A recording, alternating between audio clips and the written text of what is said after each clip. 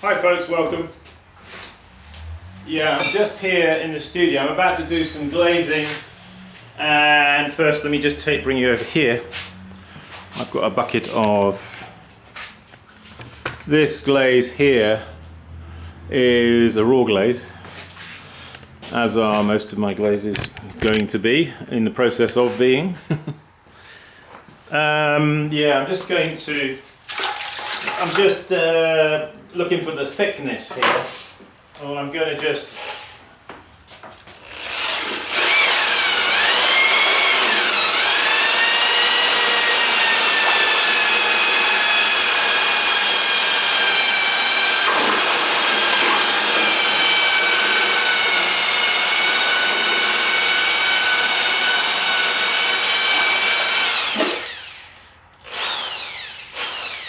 sometimes when a glaze has been sitting for a while, it's worthwhile getting one of these to assist you to speed up the remixing process, you see. So let's just bring the camera over here, let's just check the thickness of this. This is, as I said, yeah, it's a raw glaze, and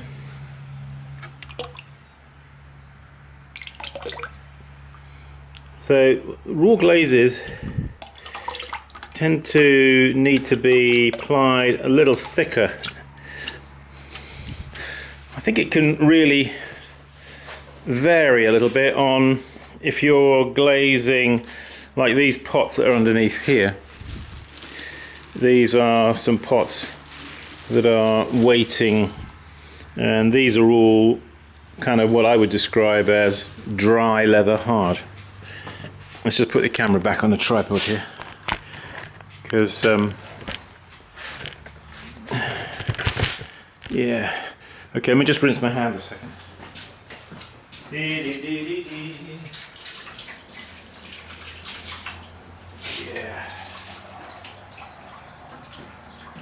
Yeah, well, thanks for joining us. Yeah, so what have we got here? These pots, these are basically some I've been, as I said in the last clip, some of these I've been holding back. These are, so I'm sort of going through my mind thinking, okay, about glazing some of these, and some of them I want to do a hakeme decoration on. Well, obviously this one I'm not going to do a hakeme decoration on this one. So, but these guys here, I think I am. But before I do that, let me just take this one, which was paddled. I don't know if you actually saw me do this one, but I'm going to put some of that raw glaze on that one anyway. And yeah, I'm a little bit in the dark, because I'm not quite sure exactly, you see, how these are going to come out, which is all very exciting, isn't it? Yes! Hang on a sec, let me just get a wear board. I like working off wear boards. There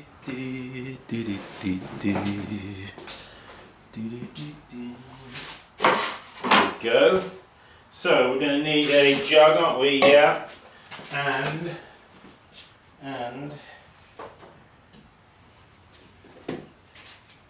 a little saucer here.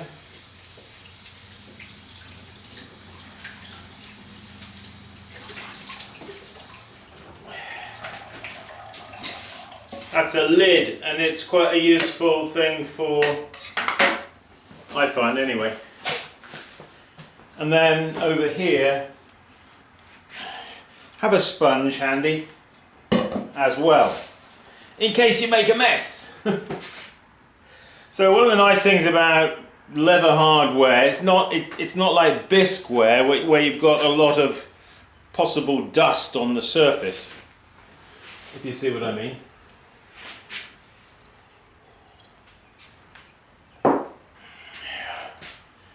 Yeah.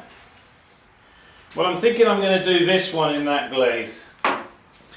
And then what I'll do is we'll do a little bit of hakeme, and I'll talk about that again. I know we've done that before, but well, Who says we can't do it more than once? Alright. So I'm thinking that this thickness is about right.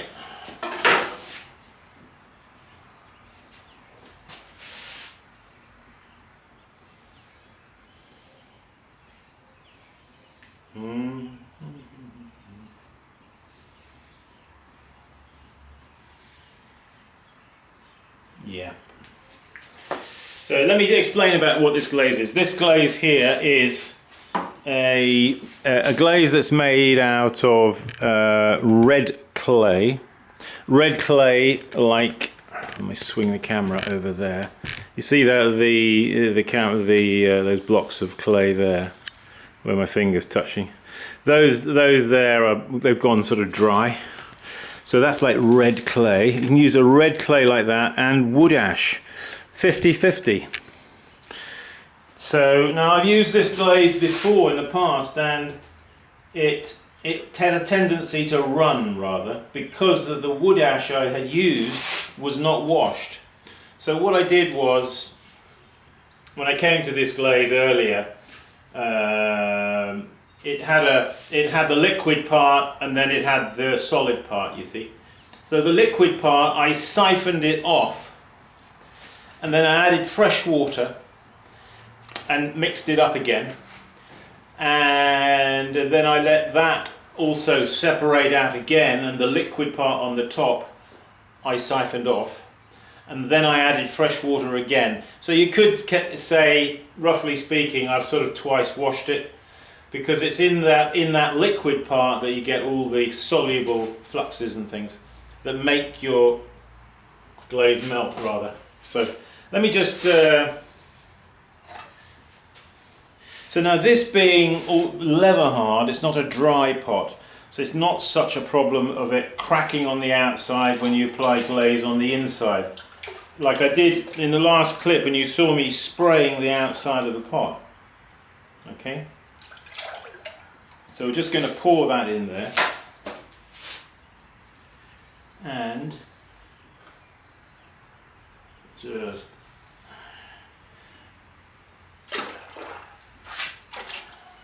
that, grab it by the foot, okay, and now I'm going to take it down like so.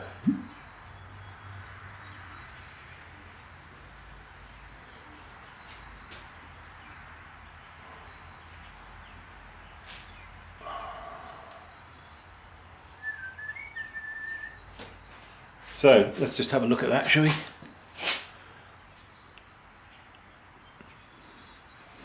Now you might think, oh, that looks very thick on there, Simon. Well, you'll find that actually when it dries it won't look so thick. Okay, so put that down there. Maybe we'll come back to that in a minute. Meanwhile, let's just come over here, because I want to do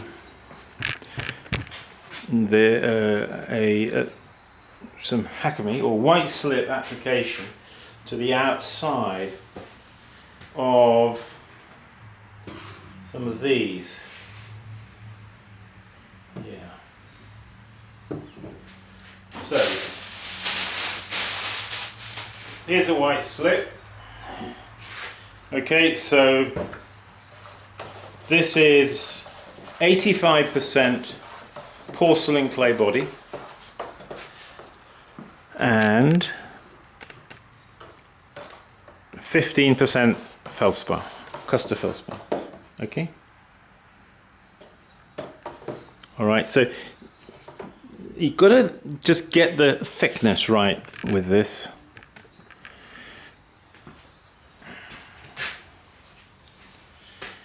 Here's a brush I'm going to use, which is one of my own concoctions. This is the bristles from one of those corn brooms that you can buy, and I dismantled the corn brooms and made a number of homemade they're rather coarse. But on the underside, you'll see I've got one of these, what they call a hakeme brush, all right, which originally was on a much longer handle. It broke off, so I'm using that. So I'm getting, that is loading me up there with some white slip, and then it's feeding it out from there, and these bristly, coarser ones that will leave a scratched texture through the slip, which is what we want.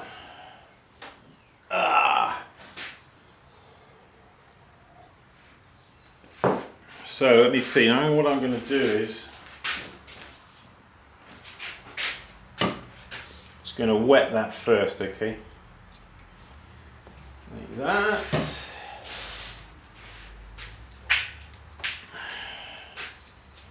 Okie dokie. Right. La la la. So when you're going to start doing something, when you apply, you want to do this in a rather direct way, a rather bold way. You don't want to be timid about it, I don't think. You want to, the more directly and the more boldly you can do it, the more sort of spirit you can impart into the pot, if you know what I mean. I don't mean spirit really, but I mean, what I mean is liveliness, you know. So what I thought to do is, on this top section here, is using this brush, do a broad, so what I'm seeing in my mind's eye, so if you have an eye in your mind, an eye in your mind, a mind's eye, then take note of what it says to you. So I'm kind of thinking of a broad like this, you see. All right, let's do it. So let's load up the brush there with the white slip. Okay. And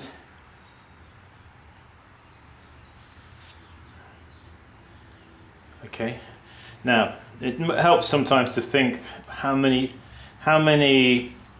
like of these can I put on this pot.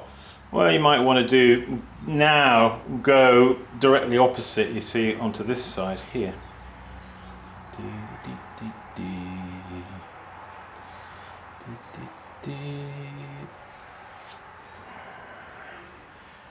Okay. If it has a tendency to run like it did there, then just turn the pot upside down for a second or two, just to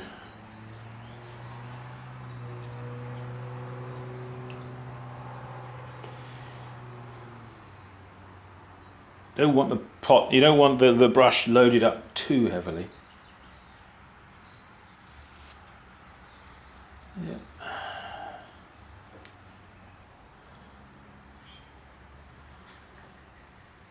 So I'm looking for a nice line. I'm looking for some of these bristles, you see they scratch through. Let's do one more. Are we in a picture? I hope so.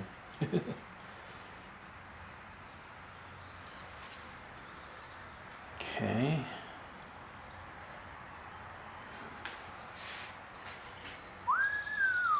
So what I want to do with this, what I will want to do is put like a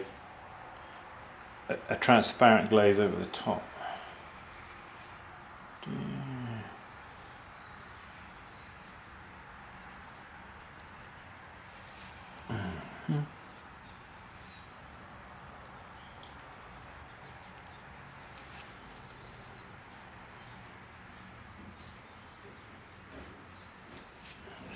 Oh, yeah, he's running, you see. He's running there. It's okay. You can always just sponge him off with a brush. With a sponge. Not with a brush. Yeah.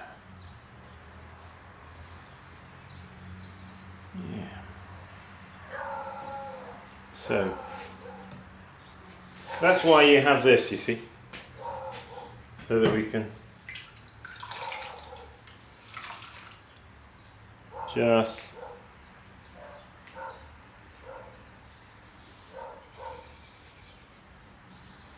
that'll do. Good.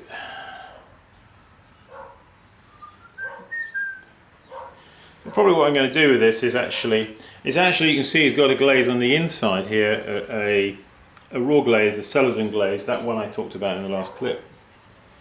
And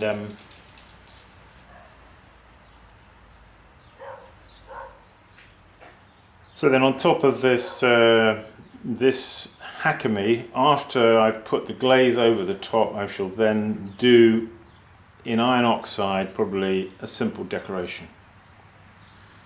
Okay folks, there's just a little window into what I'm doing and how I'm going about it, and I shall continue to do these in a similar way. Meanwhile, let's take the camera and just have another look at that pot that we glazed. La la la la la. I think you'll see that it's not looking quite so thick now, you see, as it's drying. So that'll be interesting. And we've got that one there to do. That's the one you saw me do in previous clip, which has got the trimmed foot on it now, of course. Okay, that's it. Dee dee dee dee dee dee dee.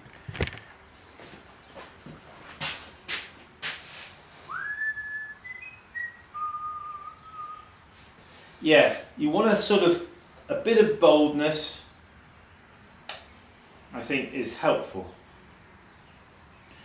And of course, this is with this process now, there's no bisque firing involved. It's just going to go from here after it's dried out straight into the kiln. So, hey, thanks for watching. Go to my website simonleachpottery.com, and we've got pottery tools there. All kinds of pottery tools, mainly throwing tools, paddles, cut-off wires, throwing sticks, trim tools, etc, etc. Trim tools like this, and like my other one, my other regular one, which I don't seem to have here. Strap tool, good tool that. What else? Leach treadle wheels. I'm taking orders. I need at least one more person. If I can get another person on board, then we can start a production, get them going. And workshops, April and May are pretty much booked up, but June workshop, I've got a couple of workshops in June. Check them out on my website for the dates. Plenty of spaces there, and also July and August. There's some spaces there in September. So go there and have a look if there's a date that you like, if you fancy coming on a workshop, a keep practicing workshop, where I'll kind of touch on lots of things that I'm doing and show you stuff, and hopefully give you one-on-one help with your throwing to help you become more proficient. Okay, thanks for watching. Have a good day, as they say, and keep practicing. And I'll see you soon.